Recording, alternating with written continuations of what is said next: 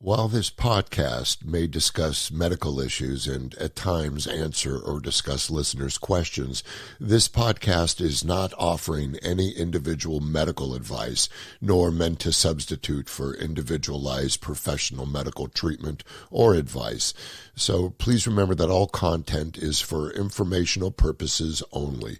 And please consult with your own healthcare provider for your own issues and diagnosis. If you think you may have a medical emergency, do the right thing and call your doctor or go to a local emergency room or call 911 immediately. Never delay seeking individualized help for a problem based on something discussed here. Take care of yourself. You're worth it.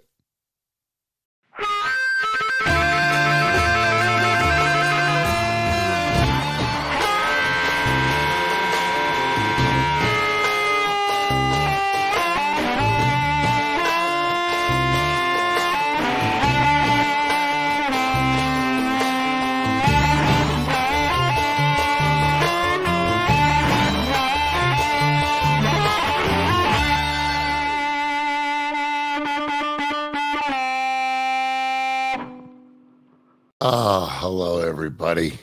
How are you? You doing good? How are you enjoying the apocalypse? Huh? Wow. I look like I fell out of a bum's ass. But what do you think, Travis?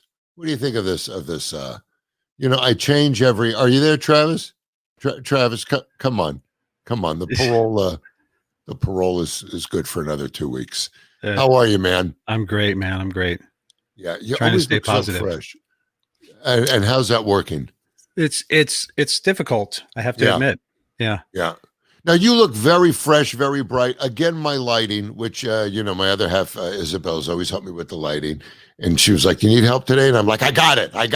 I'm such a prick, and I look like I'm in a dungeon, but I kind of am. I'm in a basement, and I've got some natural lighting. What's that? I've got some natural lighting. You might want to get next to a window. Yeah. Well, when I do that, I want to fucking jump.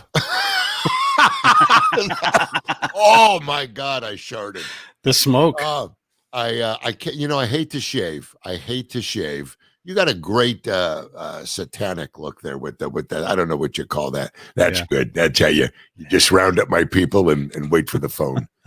But I love, I go back and forth. I've had 5 goatees during the I call it the lockdown, because QAnon, they told me it's a hoax. They also said the Holocaust thing and landing on the moon was all done on a soundstage, which there was Schindler's List, so they could be right. But I've had a show. Do you have the picture I sent you of me and a mustache? Wow. I want to show you. I know. I'm thinking now. See, to me, that looks like an out of work, over the hill porn star. If they ever needed a porn star with a small dick, oh my God, that is a 70s porn stash right there. Yeah, I look like one of Trump's fixers, don't I? When he used to not rent places to people of color. Yeah, that cocksucker. Can't wait to get. Oh, can't wait till. It's a great photo. Yeah, thank you. So I don't know what to do, but I shaved yesterday. This is one day of standing out. That's stress growth. It is stress growth. I'll tell you what I did. I saw this incredible documentary called The Social Dilemma. I highly recommend it. I had to watch it twice because I'm not going to lie to you, I'm a little slow upstairs because, I barely got through high school. And you bought your way through it, right? Didn't you? You and Felicity Huffman had something going? I got the great certificate. Yep. I think, okay. So you got this thing. I had to show up, Travis. But I watched The Social Dilemma. It's on Netflix, and you're not going to believe what I did. After watching that, I deactivated my Twitter account. So all of you 109 followers, please feel free to start to follow, Bull from Night Court. I think that'd probably be the closest resemblance to my ranting. But it affected me. So I can't get rid of Instagram because I'm a voyeur at heart, and I love looking. But I said, you know what, the social media thing, I feel, because I have an addictive personality, right? Mm-hmm. I think I got addicted to my fucking phone stuff, to looking at things, and I'm insecure, right? So I'm gonna see how many pictures this likes get. Oh, I Right. wonder if people agree that I think QAnon is a bunch of assholes and Trump. Oh, this guy's trolling me. I'm gonna tell him to. And I went down this rabbit hole. But I have to keep. I got rid of MySpace. I did that as well. Oh, finally. Yeah, I got rid of all of my VHS tapes. Well, that's where I got most of my information from you. That's where we connected. How are we going to connect without MySpace? Well, you have to move on. You're married now. We're never, it's we're not going to play, Jew Boy in the Marine anymore. I know that was our favorite game. We're not doing that. But, so anyway, I'm off of Twatter. I call it Twatter ever since Captain Marmalade was on it. No Twitter, Twatter. I'm on Twatter now. Not anymore. How was your 9/11, man? Was it good? I know that's a big holiday for you, being in the military and everything. Well, yeah, it's it was solemn. You watch the footage and mostly just you're astounded by how it could happen, and and then of course on the social media, the stories start popping up. How it was an inside job, and you start going down that rabbit hole, and then you go, of course, I'm losing sight of this. It's frightening. I posted on Instagram, not Twitter, where I was on 9/11, and I was in New York, and I mentioned how the country. I mean, it was probably the most disastrous day I'll ever live through, as far as the most frightening day. And I was across the country from my family, and I had 2 babies, and I was like, oh my! I thought it was the end of the world, and the way the country rallied around each other was that could never happen today. Right, that could never happen today. Not today. It wouldn't. We're too divided. No. Yeah, we are. Anyway, so that's where we are. There's just a lot going on. How'd you like those Woodward tapes coming out he's such an idiot. It's unbelievable. Well, and we all knew he must have known. See, that's the weird thing. Everything we hear something crazy about this maniac, we're kind of like immune to. We're like, oh yeah. I believe he knew about. Yeah, he knew about it. He didn't want to panic people, because that's not his MO, to panic people. Right? No, not at all. Not at all. Except for the immigrants that are coming for us. Mm-hmm. Okay, but I'm going to stay positive, because we have a guest on that. Man, I talked to. His name is TURNEY DUFF. Is that like the best name ever? It's a very cool name. I thought you were pranking me.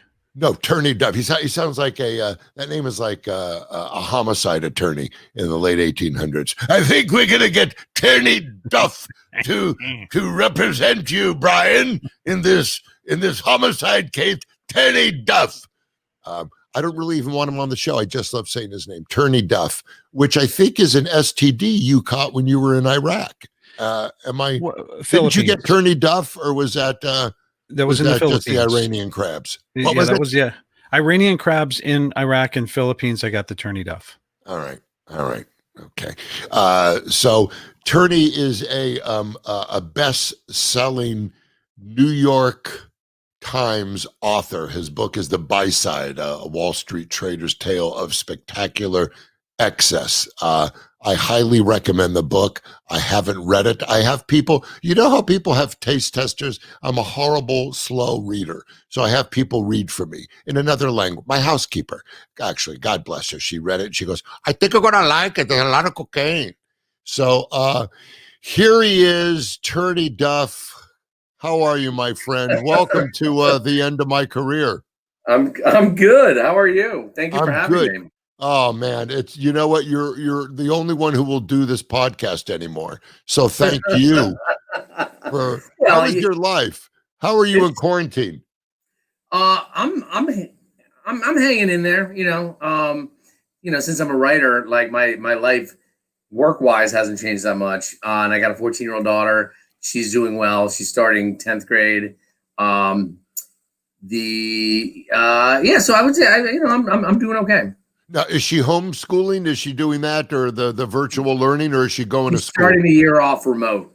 Okay. Okay, Yeah. so in another house, or is she still living with you people? How did you work that? I have joint custody, and I Okay. live 2 minutes from my ex. I have a key to their house.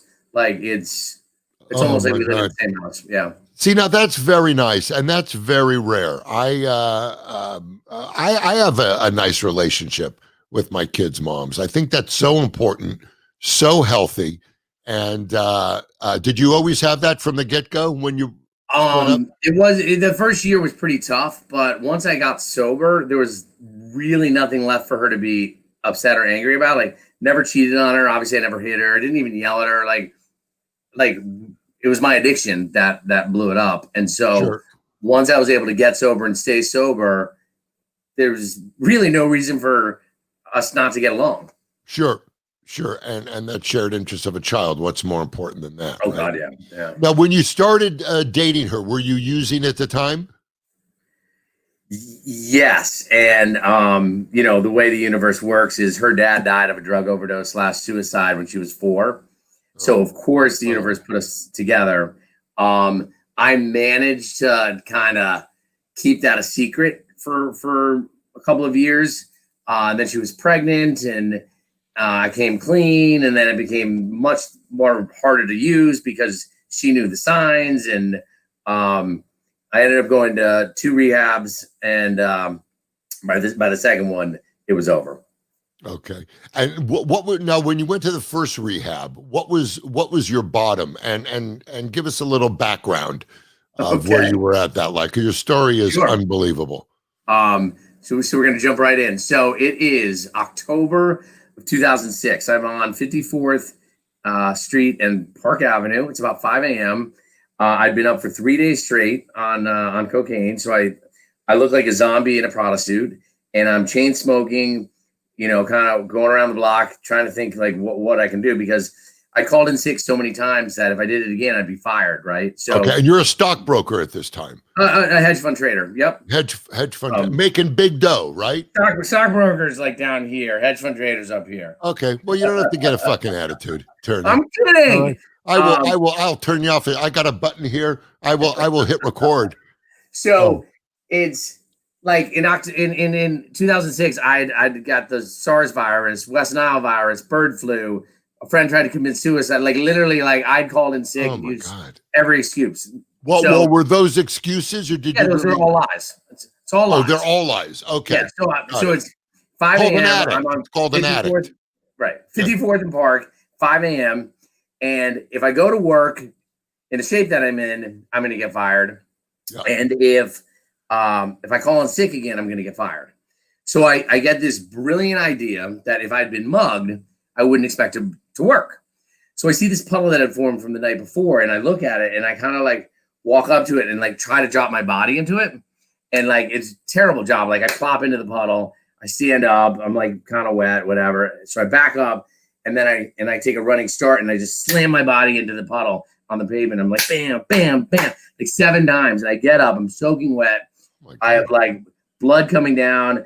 My pants are ripped. My suit is soaked. And I limp into this $1 billion hedge fund that I had helped started. And so I managed to get to the guy who basically the head of the whole company, his corner office. And I can barely speak. I'm like, I was mugged. I turn around. No one says a word to me. I limp out of there. And 72 hours later, I was in my first rehab. And by your own volition, you put yourself in, somebody put you in? No, I definitely, I did it on my own 100%, but I was out of options, and I had a 1-year-old daughter. Yeah. I was trying to like keep it together. So it was really like no other option. I started using cocaine. I was kind of a late bloomer. So I would say I was like 30 years old. Okay, and it took, the first 2 or 3 years, like it was kind of casual using, right? Like I'd be at the bar to drink and it'd be like, oh, I take a hit. Right. And then eventually that morphed into, I needed my own bag, and then I didn't even go out and I had my own bag. And so obviously it got worse and worse and worse. And, I've told people, I've likened it to like, I liked cocaine like Leo liked that chick in Titanic. Like I loved cocaine, right? I mean, what'd you love about it? So when I first did it, the first time I was offered, I was at like this Wall Street party, and this guy gave it to me, and what was his name? I need names. No. His nickname was Baby Arm. Baby Arm.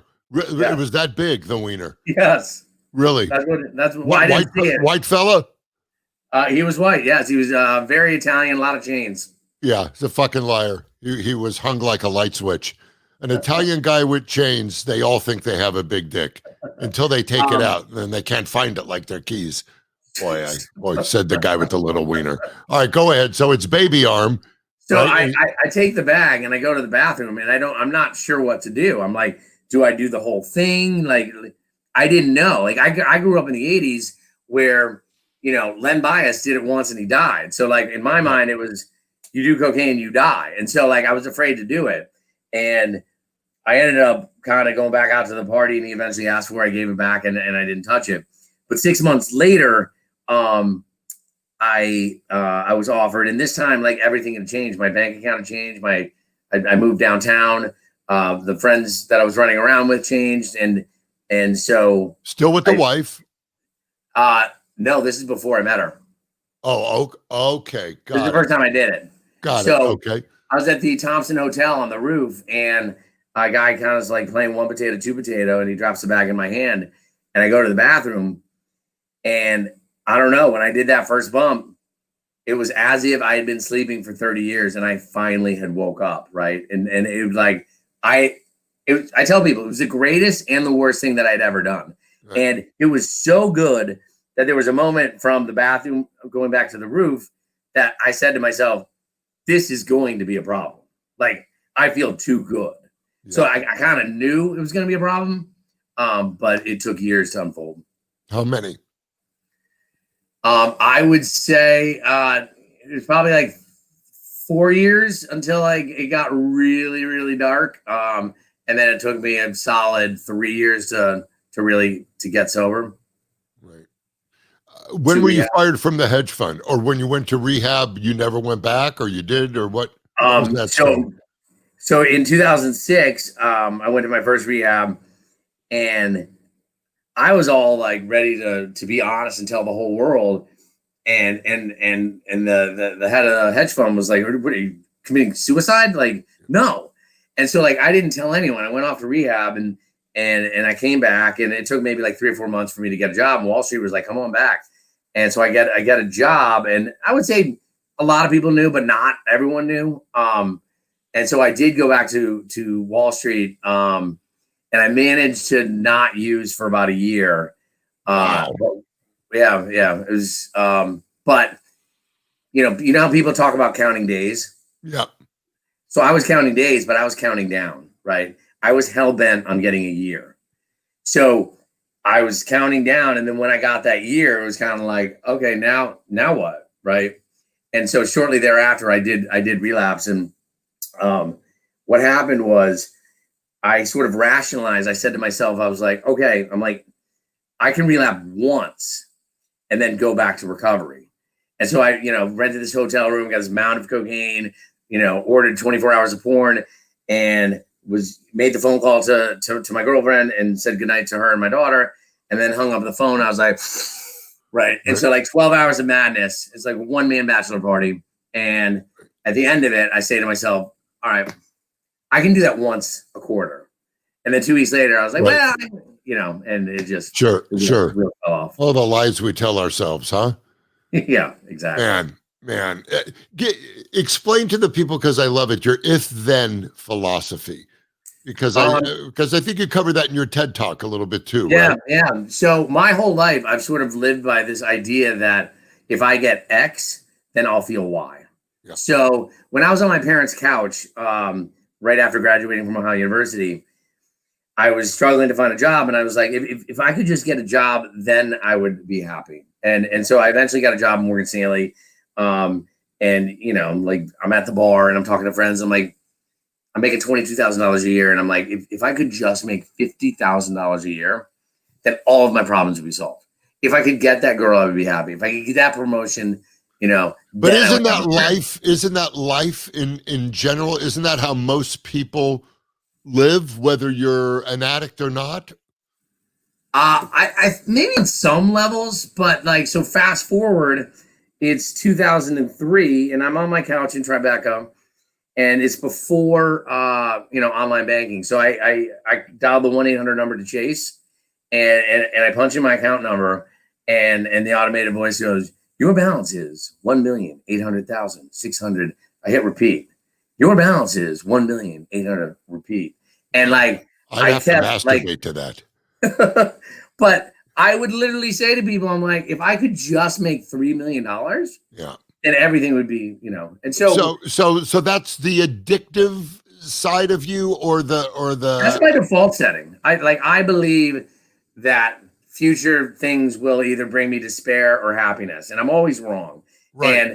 Right. It's filling that dark hole that most addicts have, right? Would you compare it to that? 100%. Like we're always shoving shit in it to make ourselves feel better, and 100%. it doesn't fill up. The difference now is awareness, right? And so in 2013, when my book first came out, there were some rumblings that it might make the New York Times bestseller list, right? Yeah. And I'm sitting in my apartment and I'm saying, if I can just make the New York Times bestseller, then I'll have this new career, everything will be perfect. And then all of a sudden I caught myself, right? And I was like, I'm doing it again. Because I became a New York Times bestseller and nothing had changed. And so today I still do it, but I'm aware of it. So I can sort of prevent, you know, going down the rabbit hole. Wow. That's that awareness is I think that's what it's all about. And you have 11 years sobriety, huh? Coming up October, 11 years. Congrats. Yeah. So I know your first rehab was October, and your second time you went in was October too? October 2009. I have the month of October is crazy. So I'm born in October. My daughter's born in October. My ex is in October. In 1988, I was told that I paralyzed another football player in October. My mom's birthday's in October. I went to rehab in 2006 in October. I went to rehab in October 2009. Like it goes on and on and on. Yeah. So October. My ex-wife is October. My son's October. Yeah. So yeah, it's something about October. Tell us about that story where you thought you had paralyzed another football player. Yeah, go ahead. Well, because that story really kind of defined a large part of your life, and you actually created PTSD from that experience. It was harrowing. Tell us about that. So it was just a little bit of a preface.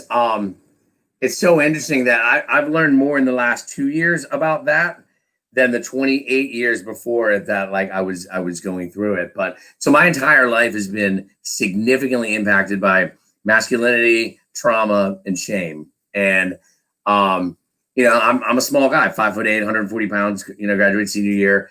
I wanted to play Division I football, and I was fast enough and I was probably good enough. I wasn't big enough. And so I went to a prep school called New Hampshire Prep School in the mountains of New Hampshire. And it was like a 5th year postgraduate program. And so, you know, it's the 5th game of the year. No team has scored a touchdown on us. Kent Hill is driving in the 3rd quarter. It's snowing, and I'm playing cornerback, and I line up against number 29. And, you know, so the quarterback's like, you know, ready, set, hut. So I start backpedaling, and number 29 fires off the line of scrimmage, and he plants his foot in the ground. So I stop, and I start charging forward. The quarterback throws it. Terrible throw, like a duck, like just 2 feet like over his hands, right? Number 29 jumps as high as he can, and I'm charging. And then I see the ball's almost there, no chance of catching it. I lower my head, and I lay this motherfucker out. Like I just take him out, and I get up, and I'm like high-fiving my teammates. And then all of a sudden, everyone kind of stops celebrating. And I turn around, and number 29 is lying there, and he's like he's in convulsions. And so all of a sudden he stops and he's motionless. And so medics run from, you know, both sides of the field. They attend to him, and I'm just standing there kind of watching. An ambulance drives on the field. They get him on a gurney. They put him in the back of it eventually, and it drives off, and the whistle blows. And So the next play, the entire Kents Hill team is trying to kill me, right? They run a sweep to my side. It's 11 guys trying to kill me. And so the coaches take me out, and I'm sitting there, and I take off my helmet, and I turn, and 2 feet away from me, my coach is talking to a medic and an assistant coach, and I hear him say, he has a separated vertebrae. He's paralyzed. And in that moment, my entire body kind of went numb, and there was a little bit of a tingle up and down my spine. And I had to be stoic, right? Like, what was I supposed to do? And so I'll hurry along the story. But so basically, I find out that this kid is paralyzed, and coaches don't talk to me about it. My parents didn't talk to me about it after the game. Were your parents at that game? They were, but they didn't hear what the coach had said. Did you share it with them? No.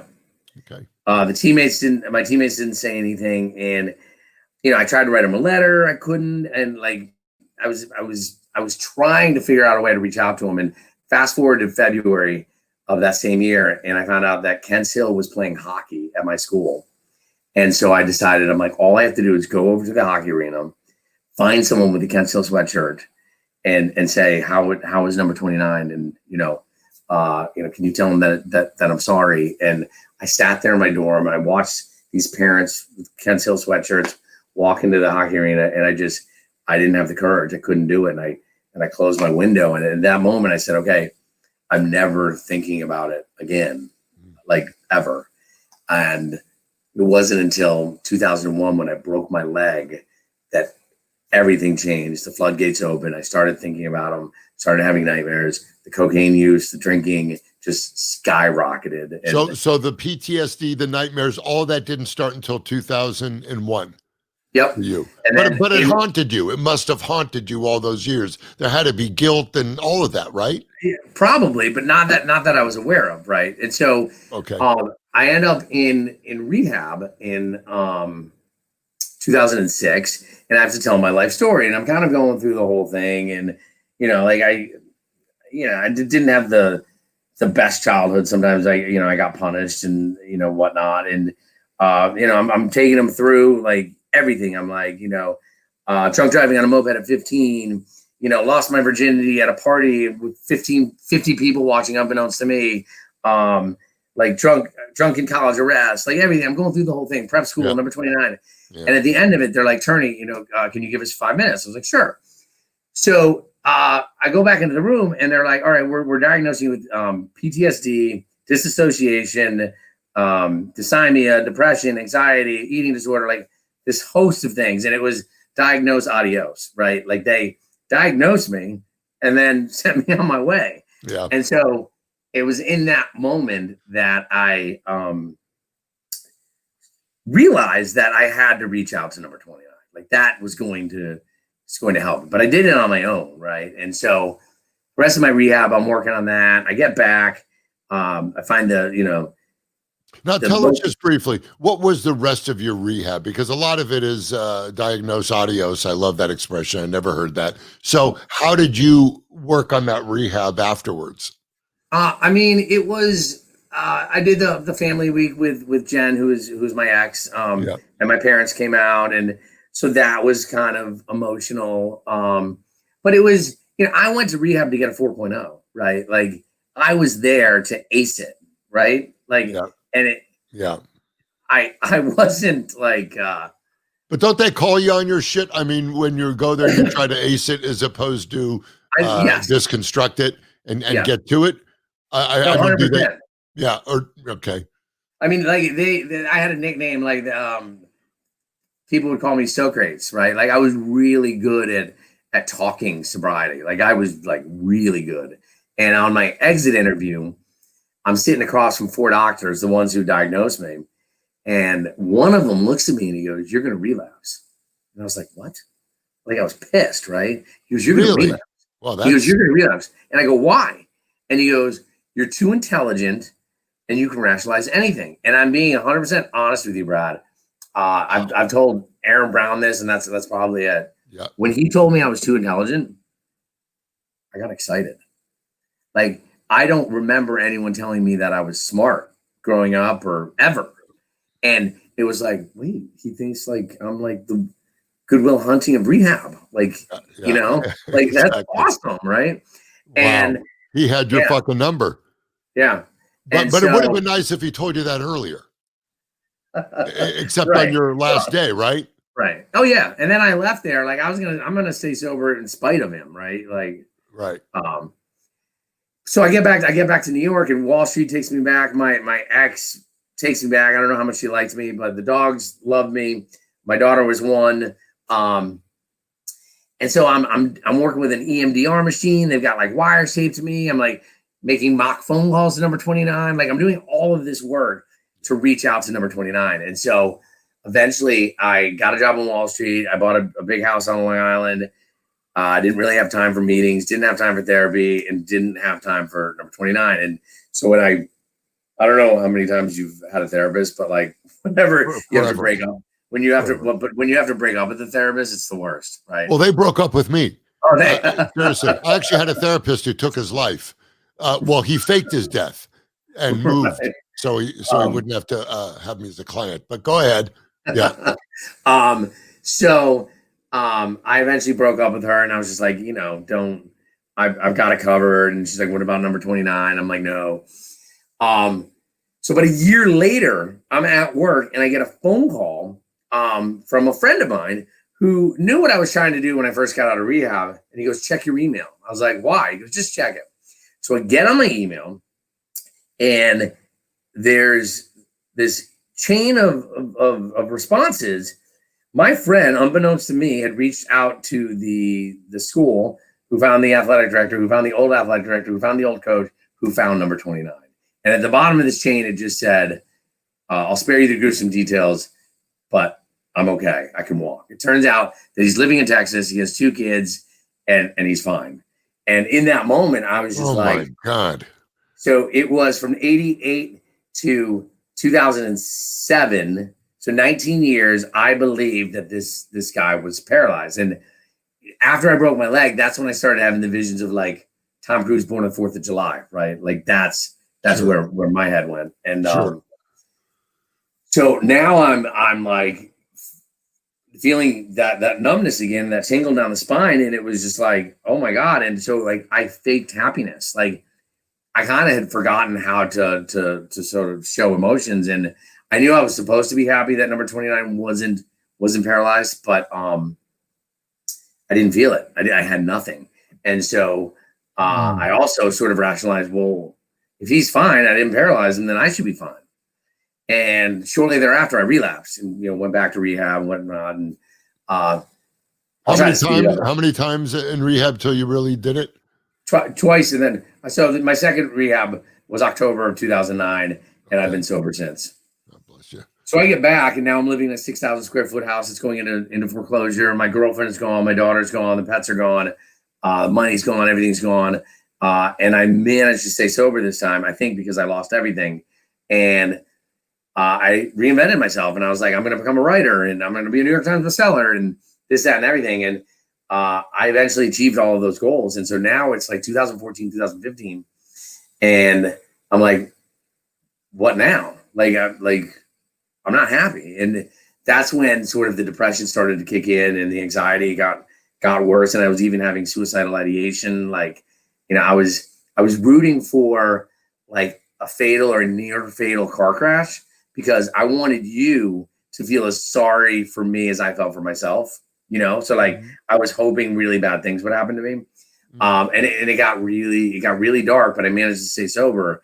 And then when I met my manager, Aaron Brown, in 2018, she immediately recognized something was wrong with me. And she started, I told her about number 29, and I started doing the work at her suggestion. And I started doing more therapy. I started writing about it.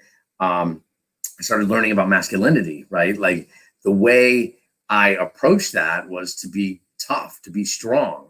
And that ultimately made me weak. And so I learned so much more about trauma and shame. And, because the details had changed that I hadn't paralyzed him didn't change the fact that for 19 years, I processed that. So for all intents and purposes, I did paralyze someone. Because if you believe that for 19 years, and And then I eventually worked. Oh, sorry. No. Because I think a lot of what we feel, I always have that debate, nature and nurture. What is it? Is it what we were raised with? Is it how we're all pre-wired? I'm sure you're seeing similarities and differences in your own daughter with you. Tell us about your childhood, because it sounds like there were masculinity issues, there were power struggles, perhaps. Yes. I grew up in 4 kids, 3 older sisters. Okay. My dad, I would say, was trying to make a man out of me, right? Which totally normal for 70s, 80s. And my mom babied me, and so there was this sort of like very convoluted yin yang relationship. And so the more my mom babied me, the tougher my dad was on me. And the tougher my dad was on me, the more my mom babied me. And give us an example of how was he tough? I wasn't allowed to cry. Okay. I would get in trouble for crying. Oh boy, that's that'll fuck you up, right? Yeah. No, I mean, they did the best they could, so there's no ill will. Of course, there's got to be some. There's not any. Yeah. Really? No. Was there before? Maybe I can't tap into it. No. That's part of my issues is I struggle with emotion, right? So ever since either childhood or paralyzing number 29, I've learned how to suppress emotions so well that it's as if I'm watching myself in a movie sometimes. Are you still doing it? No, I'm getting much, much better after I met Aaron and started to do the work. But that's kind of, that could accurately describe my 20s and 30s and part of my 40s. Sure. So yeah, like when my daughter took her first step, it was like, oh, I'm supposed to smile. Got it. Like I had to have the you have to think through it. Right. You have to think through it. Right. Yeah. But and I don't, I'm not blaming my parents or I'm not blaming anyone, but of course. But you can use it as components, right? I mean, when you're honest enough, I mean, it's stuff that, were you beaten? Did you have to go through any of that? Was there physical abuse or stuff? No, it wasn't like that. Okay. It was, it had to kind of ship shape, Sure. It had to be in line. Right. Got it. And so, but even just the culture of football, right? Like my entire identity was because I was the smallest guy on the field and I was a tough son of a bitch. I played half of a game with a broken arm. Like it made me a legend, right? I was mental. But how much of that did you do for your dad? All of it. I don't know, because he really pushed wrestling on me, and because he wanted me to be a wrestler, I chose football. But yeah, no, I definitely had that mentality of be tough. Well, you are tough. I was the biggest kid in school, and such a fucking pussy. You couldn't believe it. I actually yelled during a basketball game, "Please, not in the face," when they passed me. I was like a third string center. I never got to. It's like if the school bus blew up on the way to the game, I'd get in. This is the only way we figured. I played like 6 minutes in 3 years. I was horrible. You graduated in what, 78? I graduated 78 from high school. So how close would you say your experience was to Dazed and Confused? Was it like that? Well, it is now. I think that should have been my book, Dazed and Confused. A little of that. I was really in my own world. When you're raised with parents, and my parents did the best they could. It's funny how we all say that. And they do. And I think when you become a parent, you end up saying, "Well, this is really fucking hard." But I was raised by 2 parents that suffered from, major depression. My mom more than my father. So I spent the majority of my life trying to make them laugh, trying to make them happy, and ended up raising them.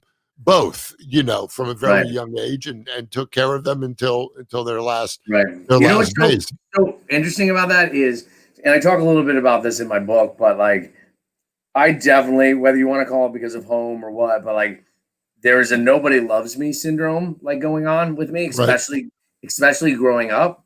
Right. And then at school or in public, I treated my friends like family, right? And I ended up becoming really good at making connections, like real connections, and sort of being friend and social with people, I believe, because of what was happening at home, right? So it's like the bad gave me a superpower, if that makes sense. So you might have gravitated becoming funnier because you were trying to make your parents laugh. Yeah. Does that make sense? Sure, it does. Absolutely. Yeah. And that's how we sometimes find our superpowers. Your superpower, which is very evident when you were in the hedge fund, was when you were able to go, okay, I'll show you how popular I am. I'll show you what a man I am. I'm going to get into a real man's fucking business, a cutthroat type of thing, where, you're either great or a piece of shit, and you succeeded and you got to that level. You listen to what your balance was, but it'll never be good enough. It'll never be good enough. And that's I think what the point is. Tell us and this is wonderful, and thank you. And your candor. The first time we talked, I was just blown away at your honesty and your transparency, because I hope that it's such a rare thing. A lot of people get to sobriety, they white knuckle it. I'm going to be straight. It's like, I love what you said. I'm going to quote you, instead of counting your days, you counted down. I almost have a year, and it's a countdown, so you can blast off again, as opposed to, sorry, you brought up transparency, and like, it just popped into my head. I've told friends, close friends, I said, like, when Carrie Fisher dies, right? People want, some people want the autopsy, some people didn't. And so what I've told close friends, I said, look, if I die and there's any like it's not a bus, like there's any, question, I want you to do an autopsy. And I'll tell you why. Is because if it is the drugs or the alcohol, I want people to know that you can be 11 years sober and still screw up, right? Wow. And so, and if it's not, it's like, he did it. Right? Like, he got through life. God, I love that. So I want an autopsy. Good for you. I want people to either know that I was still at risk or I was successful. Yeah. I want people to be forced to take my organs. Once I go. I wish I could just be hovering above wherever I go, because I don't think I believe in heaven or hell, though I've lived in one. But I would like to just hover and just see that person that needs a liver go, oh, it's Garrett's liver. I'm gonna wait it out. I'm gonna wait it out, see what the fall brings. But and you mentioned, I love this story. You mentioned because I did a podcast with the Fonz, Henry Winkler, and we both grew up loving him. And you told me this great story, and I wanted you to share it with the people. Will you tell the Henry Winkler story? Sure. So I can trace all of my problems back to the Fonz. And so Henry Winkler, who played the Fonz on the hit TV show Happy Days, mid-70s, huge show. His catchphrase was, sit on it. And I don't think it got bigger in the 70s. And he was the biggest. Right. So in the spring of 76, all three of my sisters are at the kitchen table, and I say to my mom, I'm like, what are they doing? And she's like, oh, they're entering a safety poster contest. And so I was like, I want to enter a safety poster contest. And so she brings me to the anybody table. should enter a safety poster contest. Right.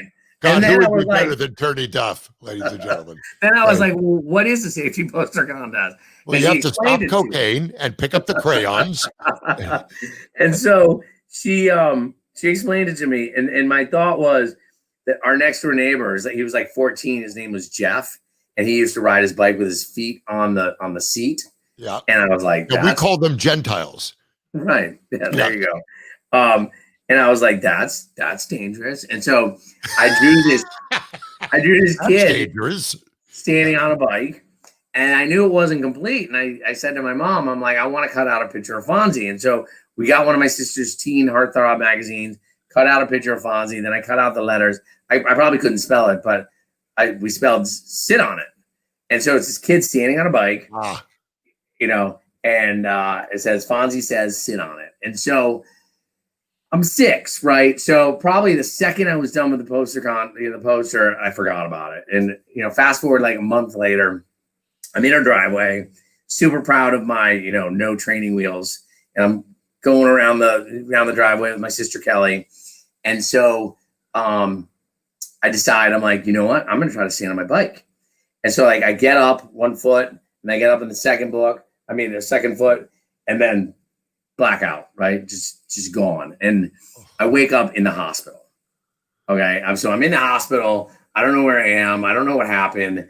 So what turns out is my sister, who's 2 years older than me, couldn't get me up, ran into the kitchen and was like, say, Mom, Dad. And they're like, Kelly, we told you, no talking when we were on the phone. So she sat there for 5 minutes, waited till they got off the phone. And she's like, Turney's on the driveway and he won't wake up. And they're like, wah! So they get me to the emergency room, and I come to, and my parents come in. They tell me, they're like, you have a broken collarbone. You're gonna have to wear the shoulder pad, and you won this national contest, the safety poster contest. You won a $500 savings bond, an all expense paid trip to New York City, dinner at Mommy Leone's, Doug Henning magic show, 5 Quaaludes. Yeah, staying at the Plaza. And you won the poster contest. Yeah, I won the national contest. After you did what you told all these other kids not to do. Yes. And so we get to New York City, and I have this like shoulder pad that I have to wear. And my parents are like, you have to take that off. And I was like, why? And like, we can't tell them what you did. And I was like, wait, so I'm supposed to lie? And they're like, yes, like, don't tell anyone, you know, that you have a broken collarbone. I was like, okay. So I bring my poster around to this company, and all of a sudden these people start freaking out. They're like, oh my God, that's him. And then apparently, I guess they had a meeting after we left, and they decided they were going to cast me as the Breck boy. So this company, American Cyanamid, owned Breck shampoos. Yep. And when they saw me, they decided that I was going to be the rep for their children's shampoo. And so they ended up not coming out with a product, but show the picture, Travis, of now how cute are you? Look at that. You look like one of the 8 is enough kids. And how sketchy is that fucking corporate guy? What's his story? He was the president of American Cyanamid. He's like, I like your hair. You got great look hair. At the poster, look at the poster. Now you did this. Now that's a wonderful drawing. Now, how old were you here? Age 6. You were 6. Yeah. You look like a child star. You know, you really, really do. I mean, look at that. Do you remember that day at all? Yeah, no, totally. Yeah. I do. What an honor. You must have, the look on your face is the best. And to show you what a small world it is, you mentioned Erin Brown, who's your manager. She's my manager. And she's just an incredible, brilliant woman. Has changed both of our lives, probably years to the better, because you seem to be, you definitely look a lot healthier, but she also handles Henry Winkler. So this is a very incestuous podcast. I'd be nowhere without her, because who would be my guest? Thank you for this, Turney. Real quickly, because I love the name Turney Duff. What is that name, Turney Duff? It's my great great grandmother's maiden name. And one really fun fact is you can work my name into almost any song. Please show us. I'm not a good singer. You don't have to be. I'm not a good interviewer. Turney, I'm Turney Duff. I want the world to know. You know that song? I do. Or what about you can really put any name into a song if you think about it. No, Turney Duff. Sure, you could. Bunghole. I want your bunghole. I want your bunghole. I want you to go back to rehab, Turney. I think I'm going to join you. I'm going to join you. Do you want to see what I'm currently reading? Yes. Oh my God. Speaking of a bestseller, 19,000 copies. I just got a bill from Simon & Schuster. I owe them $14 for artwork. So you're must be pretty incredible to know you're a New York Times bestseller. I mean, how did how did that happen? Because I did all the press in the world, but my book was about my testicles for 170 pages, and yours was about a life journey. That may have something to do with it. How did you? How much advertising did you do for that? Of course, it's a great book, but the timing was pretty sublime. My former boss, Raj Rajaratnam, had been sentenced. What is that? Raj Rajaratnam. Okay, on the no-fly list. He's not on the no-fly list. Oh, he will be when I'm done with this. He was a hedge fund manager of a hedge fund called the Galleon Group, and he got 11 years, which at the time was the longest sentence in the history of Wall Street. And so he got sentenced when. Well, what did he get sentenced for? Lighting his shoe on fire during the meeting? What did he? Insider trading, the whole nine. The whole nine. Okay. But when my book came out, it was Public Enemy. Wall Street was Public Enemy #1 from like 2009, 2010, 2011, and then 2012. Like my book came out at this perfect time where we weren't exactly like Public Enemy #1, and people were ready for sort of a Wall Street story. Sure. I don't know, but it just worked out. And it's fabulous. Where are you right now? Are you back? So where are you living? You're in New York. So I'm on Long Island. My daughter's in 10th grade. When she graduates, the plan is either to move to LA or Brooklyn. I'm currently 100% focused on film and television. That's where I want to. Your story, man. Your story and is amazing. We talked about and I again, I feel weird saying this, but I feel closer to you. If it becomes a film, if there's any way I could play Raji two-car garagey, whatever his, I would love to do that. And 11 years, I do nothing wrong. I can see. Now, of course, that's a little over the top. I could bring that down. Tourney Duff, thank you for sharing your journey. You are amazing. Here is your info. If I DM you, you'll send a couple pictures from the football injury, from the whatever you want. I'll send you anything. And will you keep in touch with me? Because I have a feeling I'm headed for rehab anytime again soon. You will be my call if that happens. Perfect. Thank you for this, man. Thank you for everything. You're incredible. And you're doing speaking engagements too, right? Yep. Yeah. It's very, very motivating. I have 23 years, and after this conversation, I may have to try heroin. This is the effect you've had on me. Thank God. This is how I know I'm still an addict. I'll be in a meeting and they'll mention crack, and my first thought is like, oh, God, I wish I tried that. So I know I'm an addict. Yeah.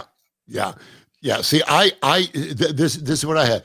I was with someone. I really never did pills, but there was one night where I did a little ecstasy. The lady I was with did a lot of ecstasy and still wouldn't fuck me. So it was that's when I went, I really need rehab or a looser woman. So I didn't go right away. But see, this is where I got this scar right here. I don't know how well you can see it over my my facial hair. This is from falling off Julio Iglesias's tour bus. I was on the second level, and I thought I was on the first level. Is that a true story? True story. And they were out of gold tequila. I every year or every couple of years, I would have a different thing. I went through the Jack. My biggest thing was vodka, but this was they were out of gold. I went through an 1800 tequila thing. And the only thing Julio had was he's like, give the Jew the silver tequila. You drink too much. So it was only the clear silver tequila, and I drank it like I was going to the electric chair, and then I fell off the bus. And Julio's drummer, we were on tour, was a part-time fireman, paramedic, and he picked me up off the ground, and he goes, "You have a problem." And I said, "Of course I have a problem. I'm out of gold." you know. That's so of really, course I continued to drink after I that. So we Iglesias, continue. Oh, sorry. No, no. Go ahead. Do you have an Iglesias story? I do. So, oh my God. Well, you didn't paralyze him too, did you? No. Okay. My ex Jen was on tour with Enrique. Doing what? What did she do? She was a singer.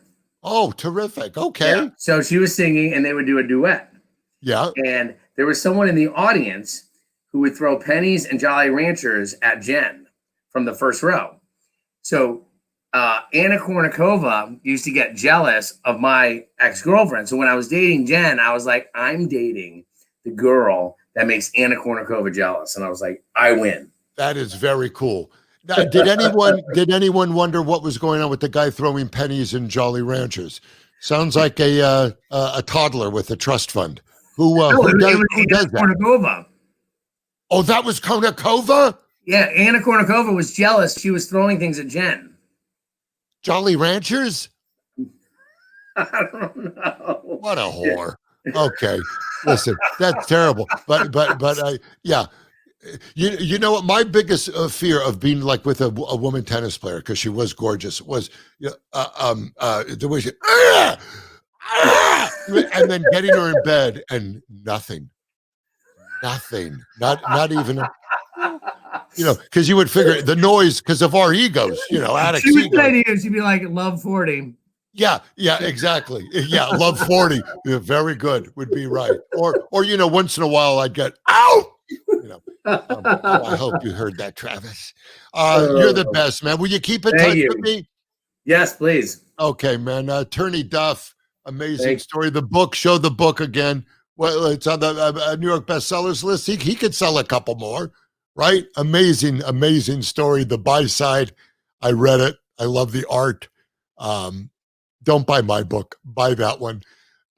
Incredible talk. Thank you, everybody. We appreciate you joining in, all 11 of you. We're on every platform.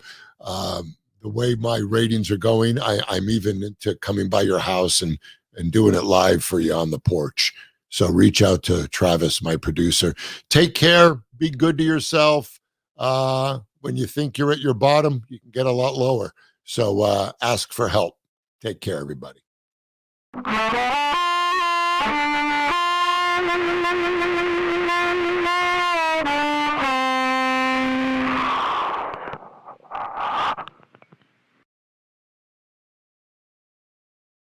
While this podcast may discuss medical issues and at times answer or discuss listeners' questions, this podcast is not offering any individual medical advice, nor meant to substitute for individualized professional medical treatment or advice. So please remember that all content is for informational purposes only. And please consult with your own healthcare provider for your own issues and diagnosis. If you think you may have a medical emergency, do the right thing and call your doctor or go to a local emergency room or call 911 immediately. Never delay seeking individualized help for a problem based on something discussed here. Take care of yourself. You're worth it.